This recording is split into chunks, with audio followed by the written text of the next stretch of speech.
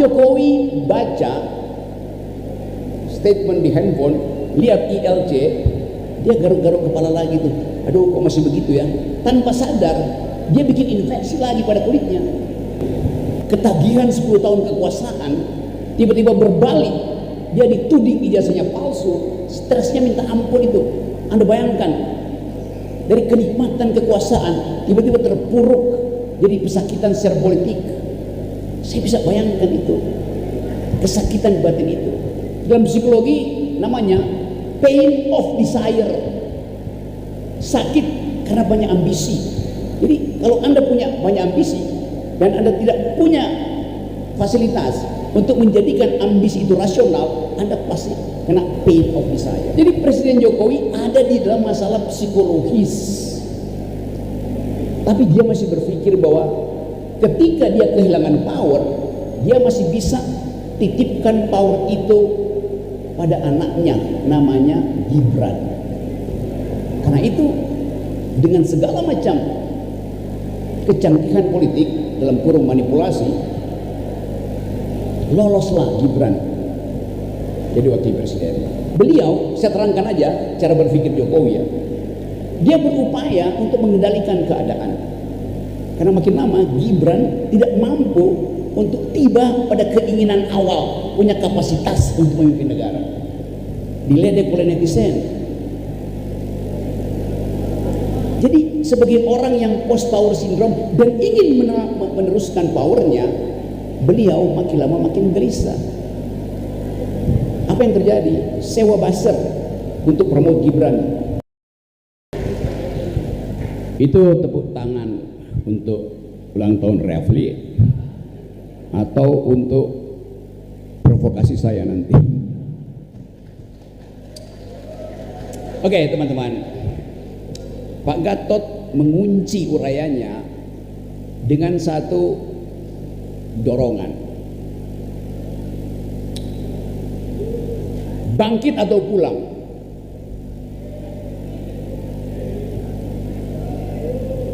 Saya tambahkan, berunding atau tumbang. Kita ada di dalam kegelisahan itu, melihat semua hal dari perspektif pesimisme. Emang itu yang terjadi. Tetapi Termul tetap optimis. Optimis tanpa data, optimis tanpa argumen. Kalau kita lihat data terakhir misalnya, Pak Prabowo dapat nilai likability dukungan 80%. Sementara infrastruktur demokrasi hanya dapat nilai 20%. Bagus nggak itu? Presiden dapat legitimasi 80%, infrastruktur demokrasi dapat legitimasi 20%. Apa tafsirmu? Kultus individu. Demokrasi yang baik membutuhkan percakapan kritis. Itu nggak ada. Jadi terlihat bahwa orang memuji bagus, tapi jangan menghalangi orang memaki. Jangan menghalangi orang mengkritik, dan jangan menghalangi orang yang sedang menguji orang yang memuji. Itu intinya. Tetapi yang ada hari-hari ini, kita dikuasai oleh public relation, bukan public opinion. Apa bedanya public relation dan public opinion? Public opinion artinya saya dipromosikan oleh publik. Public relation artinya saya mempromosikan diri saya sendiri. Pemerintah hari ini penuh dengan public relation, self known. Termasuk Presiden Prabowo bikin public relation di Davos tentang Prabowonomics. Oh, bagus. Tapi kalau kita lihat secara akademis, paralel dengan Prabowonomics adalah Reaganomics. Paralel dengan Reaganomics ada Thatcherism. Reagan tidak pernah mempiarkan dirinya dengan istilah Reaganomics, economics by Ronald Reagan. Tetapi riset memberi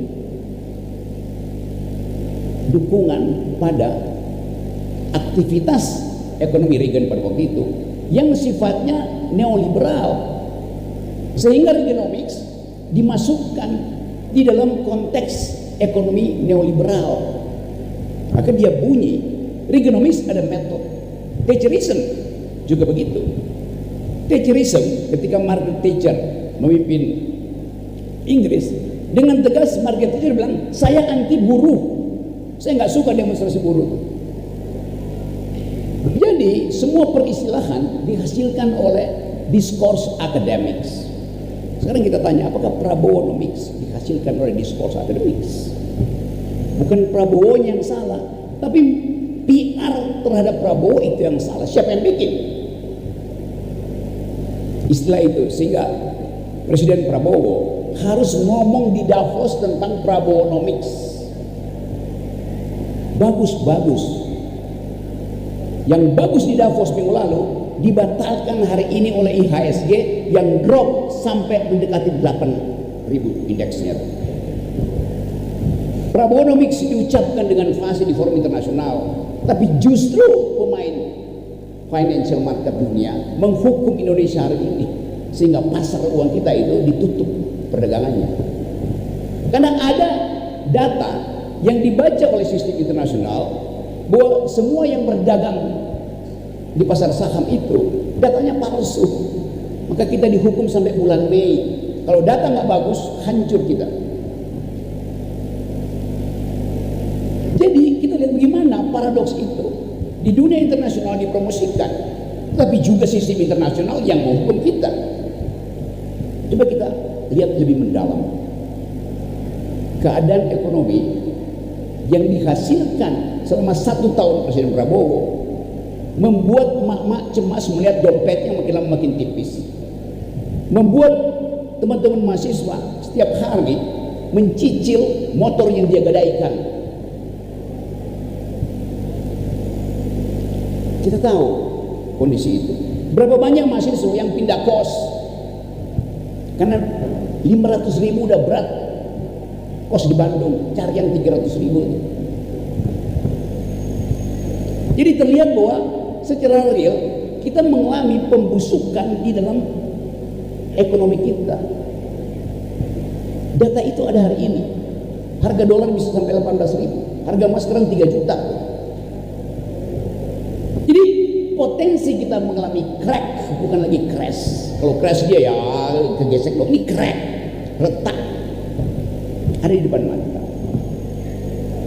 Dan orang anggap Rocky Gerung melakukan provokasi. Apa provokasinya? Data itu sendiri sudah provokatif. Kita orang kampus hanya menganalisis pergerakan data itu. Kenapa Purbaya gagal untuk menghasilkan 6% yang dia janjikan pada presiden? Karena dia pakai data yang palsu, yang sebetulnya dia nggak percaya. Begitu terlihat bahwa kita sebetulnya bahkan mungkin nggak sampai 5%, orang kaget. Tapi semua hal yang kita tahu di permukaan, di belakangnya ada kasakusuk untuk menghasilkan tipu-tipu, manipulasi terhadap ego presiden. Jadi coba kita perhatikan narasi hari ini. Ada keinginan untuk mengembalikan demokrasi, tapi kita tidak lihat ada peralatan untuk memungkinkan itu dihasilkan. Setiap orang yang ada di sini gelisah, apakah nanti 2029 kalian yang lulus hari ini bisa betul-betul jadi bonus demografi? Ya bisa aja, tapi apa artinya jadi bonus demografi kalau persaingan ekonomi 2029 dari hari ini kita proyeksikan akan gagal? Gairah untuk mimpi, politics of hope, akan ada bonus demografi, Ya tapi per hari ini ekonomi kita hancur. Itu kondisinya. Berapa capital outflow hari ini? Cari di artificial intelligence 30 triliun. Oh ya, datanya dari mana? Ya data yang dikumpulkan oleh artificial intelligence. Sumber datanya mana? Ya pemerintah. Tapi coba bicara dengan investor yang kemarin terbang pergi karena nggak percaya bahwa sistem pengambilan keputusan di Indonesia itu masuk akal. 130 T capital outflow. Berapa persen pengangguran di Indonesia? 100.000. Siapa yang bikin data itu? Kementerian Perburuhan. Siapa ini? Ya pemerintah. Diambil oleh BPS, dikalkulasi 100.000 pengangguran di Indonesia. Bukan 100.000 PHK. Itu dasarnya. Tapi saya nggak percaya karena itu data pemerintah. Saya mesti tanya data itu pada Apindo karena mereka yang tahu data realnya berapa. 4 kali lipat, 4 kali 400.000 PHK. Investor asing mau pakai data BPS atau data Apindo? Pasti pakai data Apindo. Jadi semua data yang disodorkan pada kita itu hasil rekayasa public relation, bukan public opinion. Sekarang ada kontradiksi. Orang percaya pada public opinion ketimbang public relation. Itu yang menenangkan. Kenapa dalam 2 hari IHSG kita drop? Dasarnya itu. Jadi sangat berbahaya kalau terutama termol ini mengeluh-elukan legitimasi pemerintah 80%, sementara infrastruktur demokrasi cuma 20%. Kalau terbalik, saya aman. Kalau demokrasi legitimasi 80%, presiden cuma 20%, aman, gak ada kerusuhan. Yang bahaya legitimasi personalnya 80%, legitimasi institusionalnya 20%. Begitu kontradiksinya. Kan udah kita baca.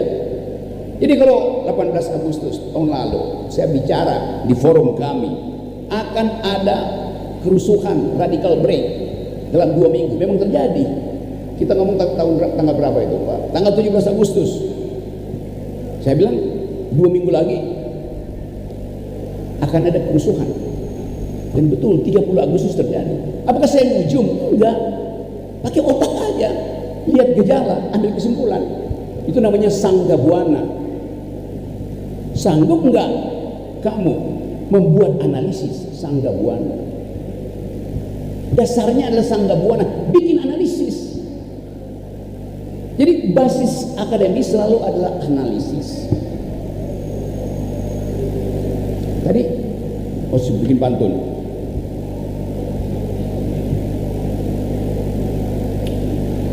Pagi-pagi tiba di Sangga Buana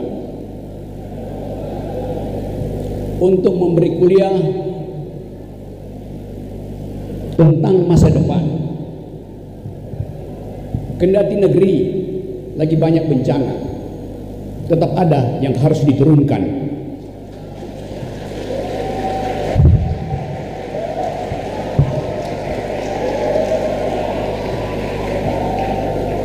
Saya mau bongkar persembunyian psikologi dari public opinion.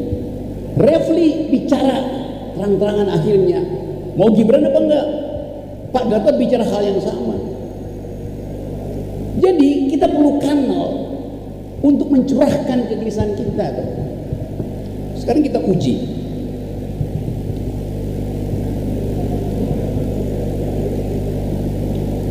Public relation 2 hari ini dipenuhi dengan isu akan ada reshuffle.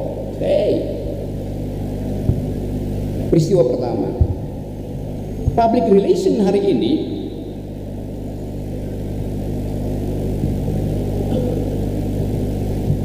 diisi oleh kegelisahan. Apakah nanti sore IHSG kita pasarnya udah ditutup, pasar gelapnya masih jalan, akan menyebabkan bertambahnya asing yang keluar dari Indonesia. Tadi Pak Gatot kasih sinyal, menganalisis geopolitik artinya menganalisis potensi kita dikerjai oleh kekuatan-kekuatan geopolitik. Kalau saya tanya sekarang, apakah pasar kita hari ini yang udah 2 hari? Jadi Indonesia kendati mengendalikan public relation, tapi bocor di dalam public opinion.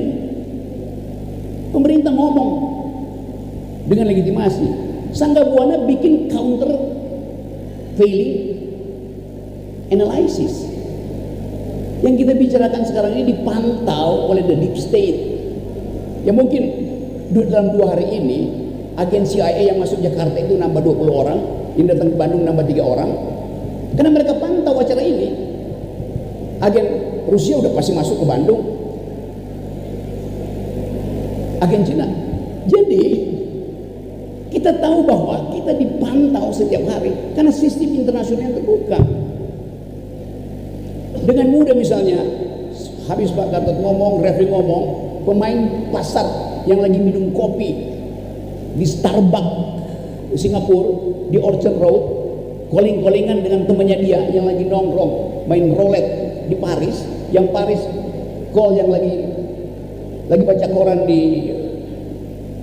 Wall Street, yang Wall Street WA-WA-an dengan yang lagi pamer-pamer HP baru di Prancis. Lalu mereka bilang, kita pantau sebentar ya pergerakan volatilitas rupiah. Naikin sekali lagi dong isunya tuh. Dengan mudah 4 orang itu mengendalikan arus uang Indonesia karena sistem kita terbuka. Mereka ingin bermain saham, cepat-cepat kasih isu Indonesia buruk, harga saham turun, dia tunggu di bawah, dia beli, besok naik lagi. Bukan karena kita, karena dipermainkan oleh sistem internasional. Kita mainan doang di dalam sistem itu. Tapi kita ingin terangkan dengan saksama bahwa diperlukan radical break untuk menyelesaikan problem psikologi bangsa ini. Kemarin restoratif justice. Coba kita tangkap apa yang menyebabkan isu restoratif justice itu diajukan sebagai public opinion, bukan sebagai public relation. Siapa yang memulai isu itu? Coba kita hubungkan antara kegelisahan Pak Jokowi sebelum ada restoratif justice dan setelah dimungkinkan 2 orang mengajukan restoratif justice secara terbalik. Di mana kita pantau kondisi restoratif dari segi hukum dan dari segi psikologi. Apakah setelah 2 kawan ini mengajukan restoratif justice, kesehatan Pak Jokowi restore? Kan itu ukurannya.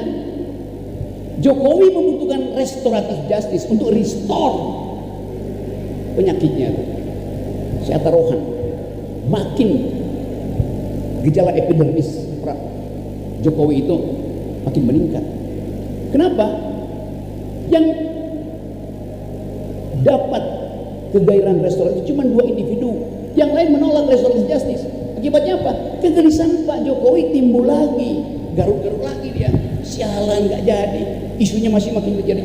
Jadi restoratif justice membuat isu itu makin membebani Jokowi karena tidak lengkap, apalagi dengan segala macam isu bahwa ini dapat itu. Oke, kita akan break sebentar. Di dalam azan ada kejujuran. Lanjut saya tadi mungkin sebentar ke isu yang hari-hari ini jadi materi public opinion. Tadi saya mulai dengan semacam teori bahwa instabilitas bisa terjadi kalau public relation lebih kuat daripada public opinion. Karena itu artinya ada pemalsuan di dalam membaca kegelisahan publik. Saya coba hubungkan antara kegelisahan Presiden Jokowi dengan kondisi yang memungkinkan dia secara psikologis akan makin tertekan. Tadi saya mulai dengan niat restoratif justice selalu di dalam upaya untuk menghasilkan ketenangan batin di antara pihak yang berseteru. Itu filosofinya. Kata dasar restoratif hanya restore, kembalikan, masukkan kembali di dalam harmoni. Itu namanya restoratif. Sekarang harmonis gak bangsa ini setelah restoratif justice? Makin gila kontradiksinya, polarisasi makin gila. Pak Jokowi baca statement di handphone, lihat ILC, dia garuk-garuk kepala lagi tuh. Aduh, kok masih begitu ya? Tanpa sadar, dia bikin infeksi lagi pada kulitnya. Begitu logikanya. Kita coba baca dari bagian itu. Kenapa Presiden Jokowi mengalami gejala epidermistis? Cuman ada 3 kalau kita riset secara akademis. 1, karena DNA-nya, artinya kulitnya peka terhadap perubahan lingkungan lah, perubahan asupan gizi lah. Secara DNA, artinya ya kita periksa, mestinya keluarganya juga kena penyakit yang sama. Tapi kelihatannya cuma Pak Jokowi yang kena. Jadi bukan karena DNA. Faktor kedua, faktor makanan, alergen, itu bisa kena semua orang. Artinya setiap hari Pak Jokowi makan makanan yang tidak diperiksa secara higienis. Masuk akal nggak? Nggak mungkin. Pasti menu nutrisi Presiden Jokowi diperiksa secara teliti. Jadi kalau 2 faktor itu tidak ada, lalu faktor ketiga adalah stres. Cuman itu penjelasannya. Anda putar kiri kanan, dalam matematik berlaku prinsip, bila semua variabel dihilangkan, yang tinggal adalah konstanta. Stres adalah konstanta dia. Kenapa beliau stres? Karena gejala post power syndrome yang dihadapi oleh banyak pemimpin. Ketagihan 10 tahun kekuasaan tiba-tiba berbalik, dia dituding ijazahnya palsu, stresnya minta ampun. Itu Anda bayangkan, dari kenikmatan kekuasaan tiba-tiba terpuruk jadi pesakitan secara politik. Saya bisa bayangkan itu, kesakitan batin itu. Dalam psikologi namanya pain of desire, sakit karena banyak ambisi. Jadi kalau Anda punya banyak ambisi dan Anda tidak punya fasilitas untuk menjadikan ambisi itu rasional, Anda pasti kena pain of desire. Post power syndrome ada pada Pak Harto, sebagian pada Pak Habibie, tidak seluruhnya. Gus Dur nggak pernah punya post power syndrome karena berkuasanya cuma 2 tahun, 18 bulan. Orang yang berkuasa 10 tahun ketagihan kekuasaan, itu namanya post power syndrome.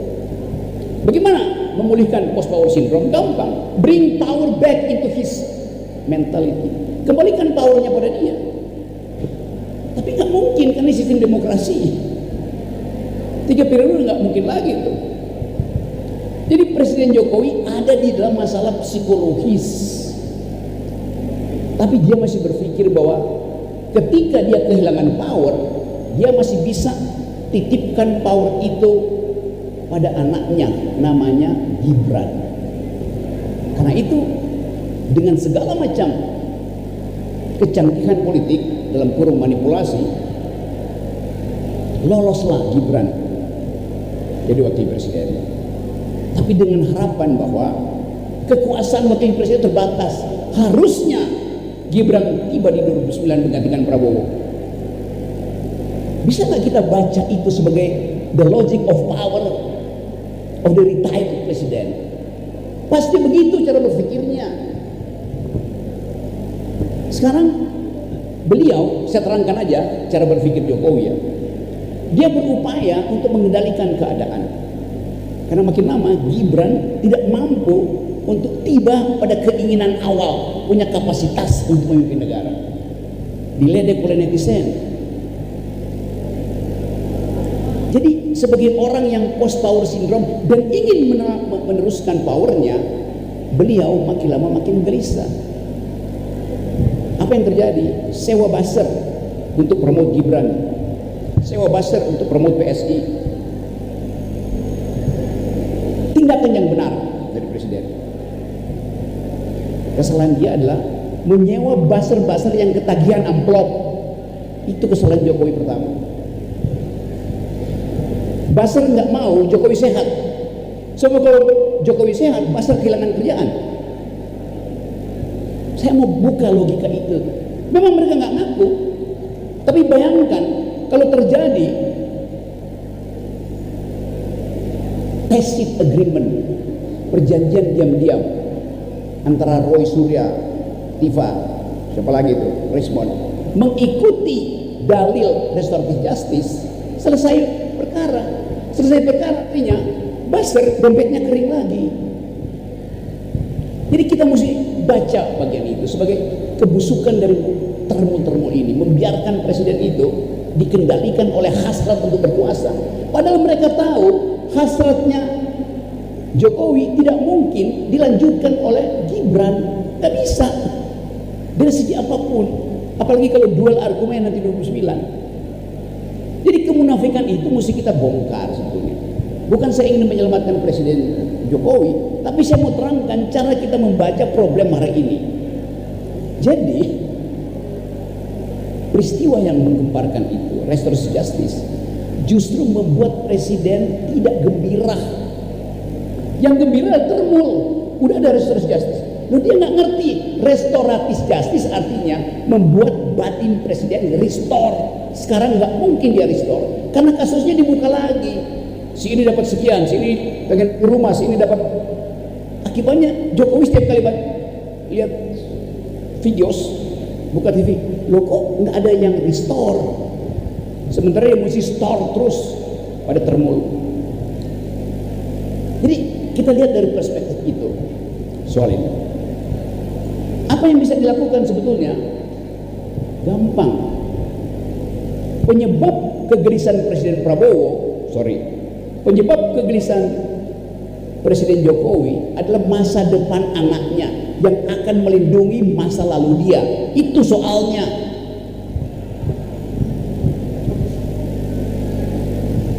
Kalau ada wisdom datang pada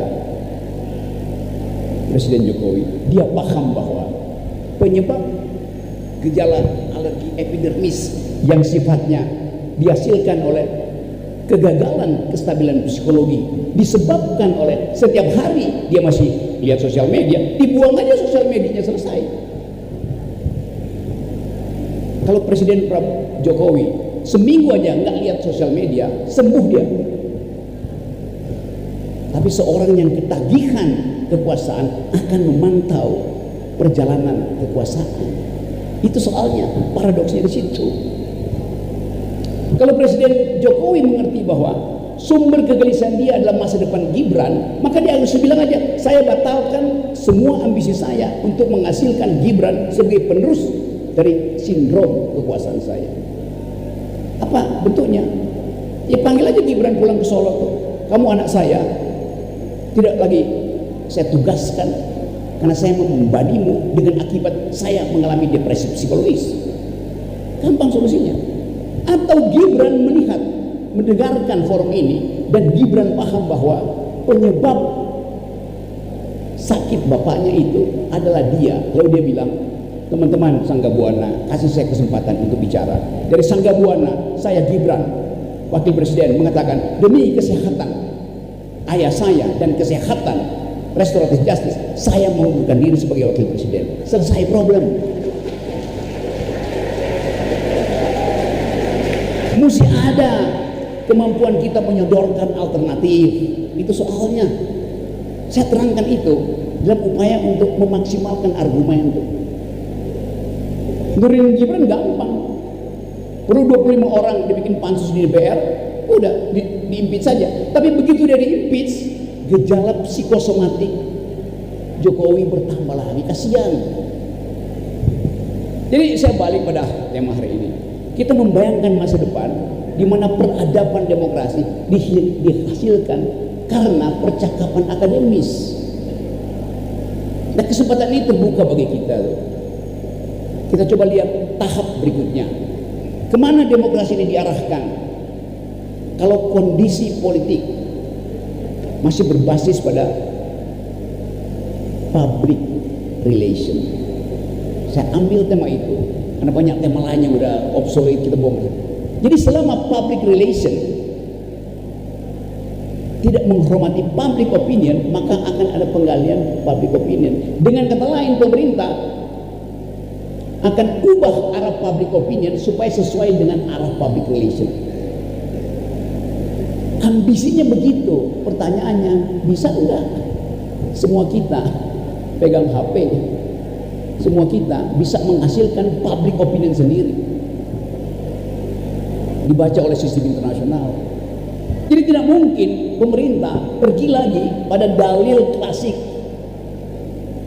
dari 1984, novel yang ditulis oleh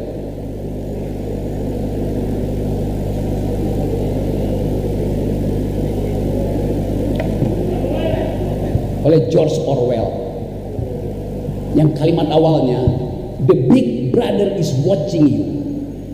Gak bisa, karena Big Brother itu pecah, dia tidak lagi utuh. Karena sistem demokrasi akan menuntut tidak boleh ada lagi Big Brother yang seolah paham semua hal. Jadi kawan-kawan di Sangga Buana, kita coba hasilkan kembali diskurs yang memungkinkan kita percaya bahwa riset akademis bisa dipakai untuk menghasilkan demokrasi yang bermutu. Saya akhirnya dipanggil sebagai saksi ahli dan saya jelaskan bahwa saya memeriksa dengan cara menganalisis isi buku Dr. Tifa, dan saya ambil kesimpulan bahwa seluruh prosedur metodologis untuk menghasilkan kesimpulan sesuai dengan parameter-parameter akademis. Lalu orang mulai marah, caci maki saya. Emang Rocky Gerung mengerti tentang neuroscience? Emang dia pernah bedah otak? Saya bilang saya nggak ngerti neuroscience. Karena kedudukan saya adalah saya mengajar metodologi, bukan metode. Metode adalah cara untuk menyelesaikan soal. Metodologi adalah cara untuk memakai cara. Itu soalnya beda. Jadi saya periksa cara Dr. Tifa memakai cara neuroscience benar secara akademis. Itu aja. Nah, inilah susahnya kalau berhadapan dengan termul. Dia nggak bisa bedain antara metodologi dan metode. Bahaya betul tuh. Jadi sekali lagi teman-teman, kita ambil risiko bahwa kita ucapkan dari kampus supaya orang datang memaki-maki saya, memaki-maki Refli, memaki-maki kita semua di kampus. Jangan maki-maki di sosial media, nggak ada gunanya. Jadi perhatikan betul bahwa kampus didesain untuk menghasilkan pikiran alternatif. Apakah kampus didesain untuk mengucapkan kebebasan berpikir? Iya. Apa itu kebebasan berpikir? Ucapkan yang ada di otakmu. Bukan. Kebebasan berpikir artinya mengucapkan sesuatu yang tidak disukai oleh pemerintah. Itu namanya kebebasan berpikir.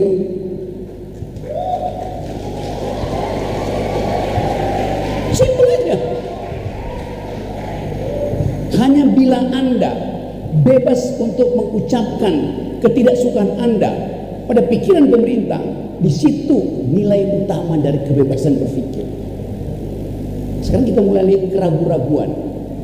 Para dosen, para profesor, guru besar ragu-ragu untuk merumuskan Indonesia sekarang ada di dalam titik apa.